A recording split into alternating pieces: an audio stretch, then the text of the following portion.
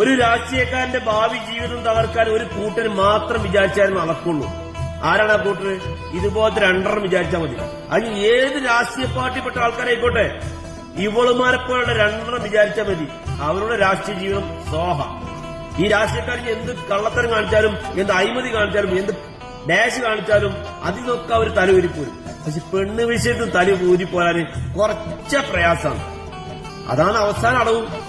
ചിലപ്പോ ഇവളുമാരെങ്കിലും ഇറക്കുന്ന ഈ കാരണം എന്നോ നടന്ന സംഭവം ഇപ്പത്തെ സാഹചര്യത്തിൽ ആ ഇലക്ഷനൊക്കെ വരുന്ന ടൈമില് കൂടുന്ന അലക്കുക, എന്നിട്ട് ആ രാഷ്ട്രീയ നേതാവിന്റെ ജീവിതമാണ് നശിപ്പിക്കുക.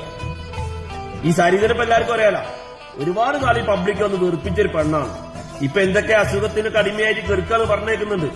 കാരണം ചെയ്ത ഭാഗങ്ങള് അങ്ങനെ വിട്ടുമാറൂലല്ലോ. ഇപ്പൊ അടുത്ത പെണ്ണ് വന്നിട്ട് ആ രാഷ്ട്രീയ നേതാവിന്റെ പേര് വരെ പോലും പറഞ്ഞിട്ടില്ല. എന്തോ അയാൾ പറഞ്ഞൊരു വാക്ക് മാത്രമേ പറയുന്നുള്ളൂ.